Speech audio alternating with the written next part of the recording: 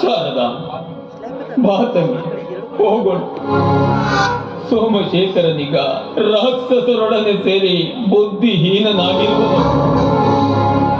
ಅವನಿಗೆ ಬುದ್ಧಿ ಬಂದ ಮೇಲೆ ನೀನು ಅವನ ಸತಿಯಾಗಿ ಬರುವಿಯಂತೆ. ಬಾರಮ್ಮ, ಹೋಗೋಣ. ಇಲ್ಲ, ಕೊಟ್ಟ ಹೆಣ್ಣು ಕೊಲದು ಹಾಗೆ ಅಂತಾರಣ್ಣ. ಯಾವತ್ತು ನನ್ನ ಮದುವೆ ಮಾಡಿ ಮನೆ ಕಳಿಸ್ಕೊಟ್ಯೋ ಅವತ್ತೇ ಇದು ನನ್ನ ಮನೆ. ಎಂತ ಕಷ್ಟ ಕಾರ್ಪಣೆಗಳು ಬಂದ್ರು ಅವೆಲ್ಲವನ್ನು ಮೆಟ್ಟಿ ನಿಲ್ಬೇಕು ಅಂತ ನೀನು ಅಪ್ಪನೇ ತಾನೇ ಅವತ್ತು ಹೇಳಿದ್ದು. ಮಾತನ್ನೇ ನಡ್ಕೊಳ್ಳೋ ಅಂತ ಹೆಣ್ಣು ನಾನು ನನಗೆ ಗೊತ್ತಿದೆ ಅಣ್ಣ. ನಾನು ಯಾವುದೇ ರೀತಿ ತಪ್ಪು ಮಾಡಿಲ್ಲ ಅನ್ನೋದು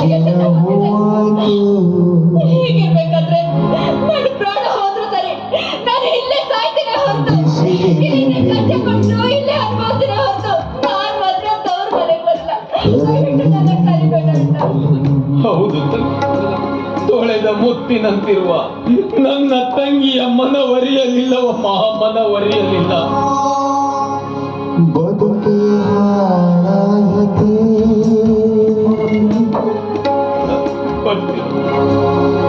ಅರಳಿದ ಮಂಜಿನ ಹೂವಾತು ಬಿಸಿಲಿನದೇ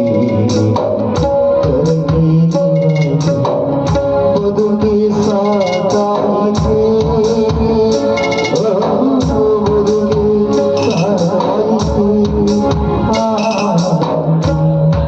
ಶಾರದಾ, ನೀನು ನನ್ನ ಮಟ್ಟಿಗೆ ಹೋಗಲು ನನ್ನ ಯಾವುದೇ ಅಭ್ಯಂತರವಿಲ್ಲ.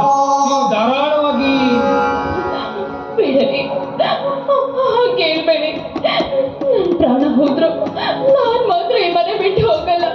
ನೀವೇ ಕೈ ಮುಗಿ ಕೇಳ್ಕೊಂಡ್ರೆ ನಾವು ಯಾರು ರೀತಿ ಮಾಡಿಲ್ಲ. ನೋಡಪ್ಪ, ನೀನು ಒಂದೆರಡು ದಿನ ಊರಿಗೆ ಹೋಗ್ಬಿಡು, ಆಮೇಲೆ ಬರುವಂತೆ. ಯಾಕಂದ್ರೆ ನಿನಗೀಗ ಸಮಾಧಾನ ತುಂಬಾ ಮುಖ್ಯ ಕಂದ. ನಿನ್ನ ಆರೋಗ್ಯ ತುಂಬಾ ಮುಖ್ಯ. ಅವಳದು ಬಿಟ್ಟು ನಿನ್ನ ಆರೋಗ್ಯ ಮುಖ್ಯ ಕೊಡೋ. ಸರಿ ಅಮ್ಮ, ನಾನು ಹೋಗ್ಬಿಟ್ಟು ಬರ್ತೀನಿ.